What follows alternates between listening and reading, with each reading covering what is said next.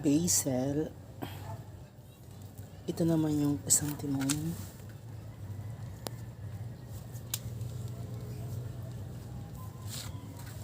Sitaw, sitawin.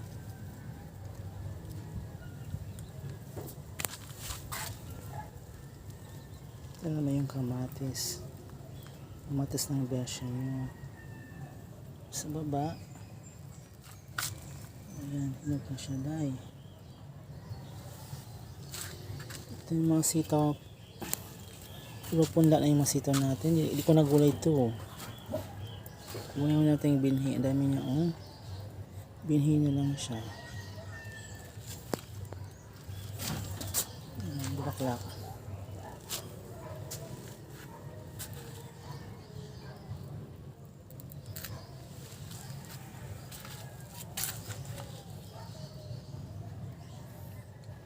Moms na by buds na ako. Ayun pa. Tsaka ito yung sili at saka bell pepper. Magkasama sila. Ito yung bell pepper. Yan. Ito naman yung sili.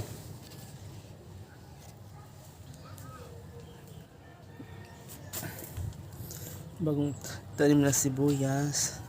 Tsaka mint. Oh, ito pa. Di ko alam to anong bell pepper ba to o ano.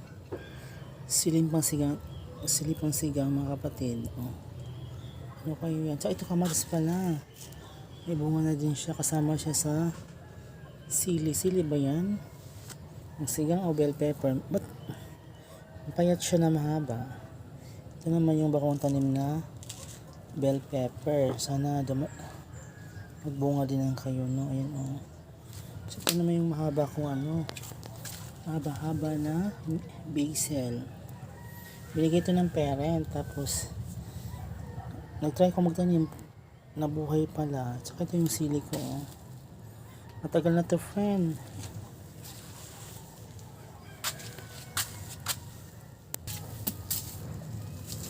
So, ito pang basil ko. Pang kahoy na siya dahil. Oh. Ang haba niya din. Oh, yung puno niya. Tsaka yung stem lang pala yung natanim nito.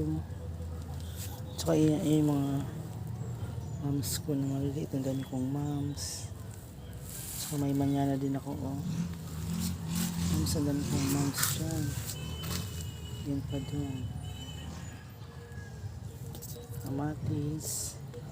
Sa kabila, ito naman ay mga bell pepper. So yung daisy ko, namulaklak na siya. Kasi lang paghapon na pala tumitiklop siya. Oh. Moms. Kamatis. Talong. Yan kong ano. Dami kong bell pepper. Tsaka yung naman yung kamatis.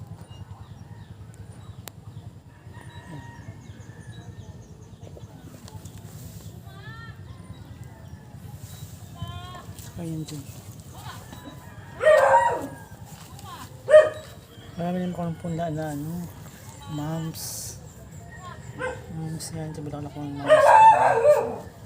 Matagal na yan. Meron din pa ka ng oregano mga besh. So yan doon yung sibuyas ko. Yan. Tsaka yung papaya. Nakaano ko na dito. Naka-harvest na ko yan. Hinog na nagprogilagulay ko pa rin siya. Matamis-tamis konti. Tsaka yan. Yung nakasako ay mga talong na maliliit. Tsaka ito, bell pepper pa rin. Sana mamunga siya eh. May bago din pala akong tanim na saging.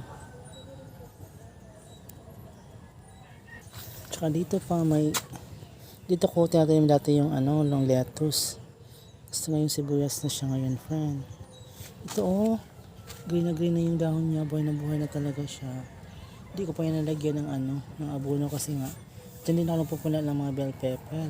Yung sumsibol na yung buto. Tsaka ito naman, nalagay ko ng bell pepper na buto.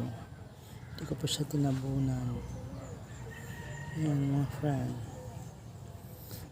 Dyan naman si Simo. O yan, Mayana. Amayana.